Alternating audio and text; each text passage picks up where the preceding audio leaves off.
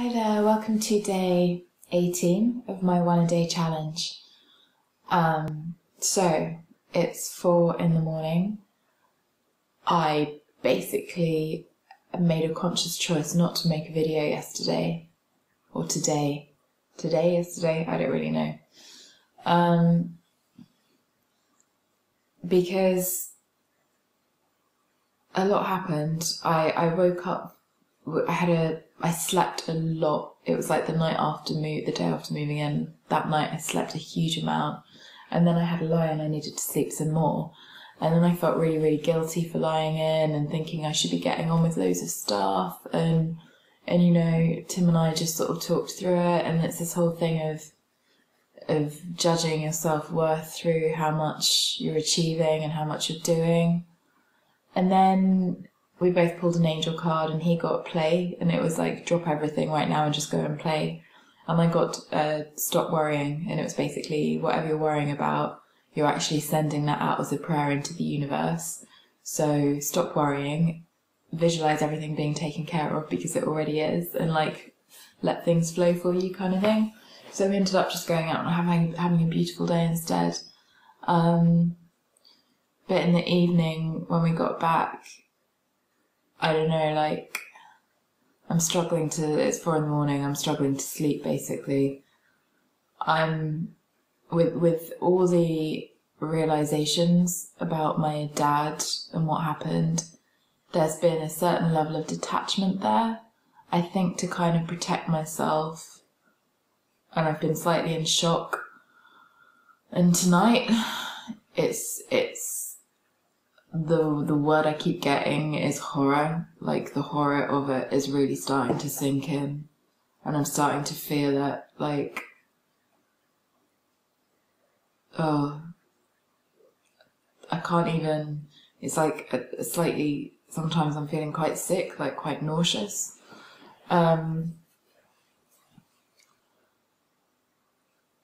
Otherwise it's just, I don't know, like, just integrating this, like, actually this really did happen and it happened to me, and realizing just how horrific that is basically. And I guess part of me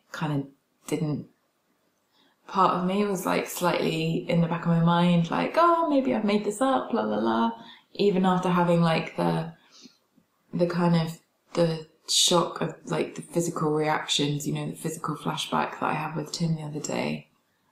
And then I did like a muscle testing thing tonight, just to kind of like bypass my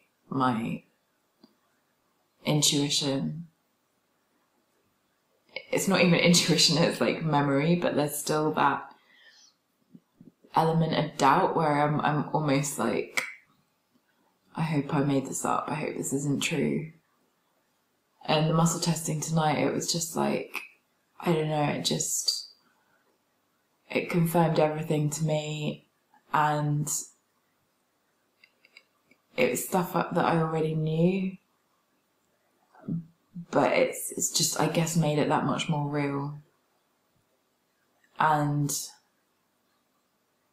I don't really know, actually I do know what to do from here and where to go. Part of me isn't completely letting go because I'm seeing that it's causing my boyfriend Tim pain to see me in this kind of emotional pain. So we're both kind of like trying to protect each other, and I'm holding back a bit because of that. He's working tomorrow. He's been awake tonight as well because we're getting like eaten alive by mosquitoes, which is really weird because it's October in the UK. But he's got work tomorrow, and so I think tomorrow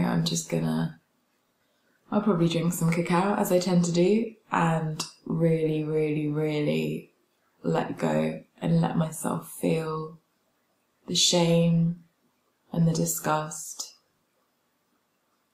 and the shock and it's like that stripping of innocence, you know? That taking away of innocence. I remember a couple of years ago I was with this community. At the time were called the Entrepreneur Society, and it was a group of people who gathered and we meditated and stuff, and we used to meet every Saturday morning to study The Power of Now by Eckhart Tolle.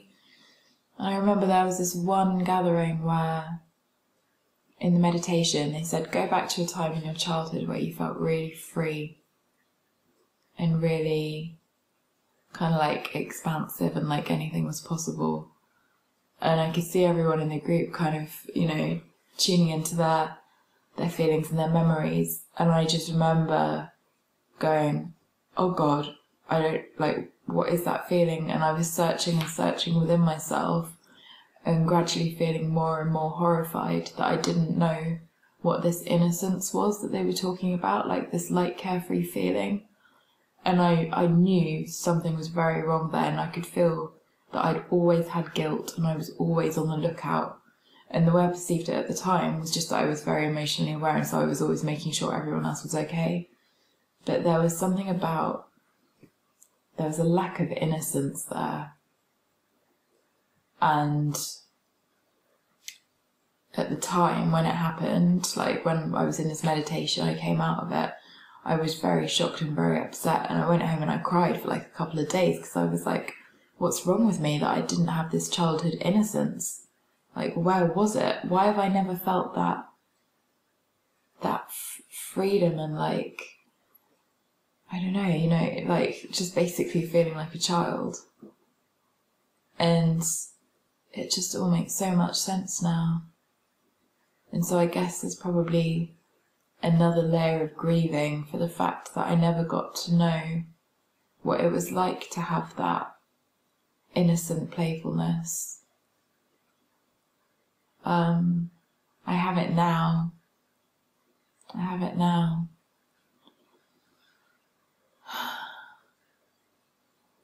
It's funny, you know, it's like the pressure I put on myself, like thinking there's like a life purpose or there's, you know, a career I should be fulfilling, or all of these shoulds, trying to fit into like the way that society and culture already is. And it's so ironic, I don't think it works. I don't think society and culture really work at the moment the way they are. And yet I still have this level where I'm trying to fit myself into it and integrate into it. And then it's just more and more I'm realizing maybe this is my purpose. Just literally filming and showing myself as a raw, vulnerable woman who is processing some deep stuff. And for people to see that it's okay to do that and to share that side of themselves. I mean, the responses to these videos is actually like, I'm very surprised by the amount of people who have come forward, both that I know and that I don't know, and contacted me, having memories triggered. And it's just like sexual abuse is rife. Childhood sexual abuse is rife. And it's just like, how fucked up is the world that this is actually almost like the norm? It's like every person, because I talk about this openly to people. If I meet someone, I generally just say, look, this is what I'm going through at the moment. And they'll be like, oh yeah, I had the same thing. Or, oh yeah, my sister. Or, oh yeah, my friend. And I'm just like, has anybody not been affected by this? I just can't get my head around it. But I want people to speak out, because it's in my sharing of this that I'm healing. And it's horrible. It's so painful to know that I was like violated to that degree by somebody that I trusted. And there's elements of me feeling it more and more. I haven't fully felt it yet. I'm like letting like more and more bubble to the surface, I guess. I've been crying a lot. But I want to live in a world where this isn't normal. And I want to live in a world where adults are able to express themselves freely enough and not repress their sexuality to the degree that it bursts out in perverted, dark, messed up ways. Because that's what I see. I see people who have so much pain and so much repressed sexual energy that they bury it, and then, you know, it has to find a way out somehow. And abuse seems to be how. So, I don't know. Anyway, I'm very tired, as you can probably imagine, so I'm going to sign out now and go back to bed to get devoured by mosquitoes. Woohoo! But yeah, thank you for watching. Namaste.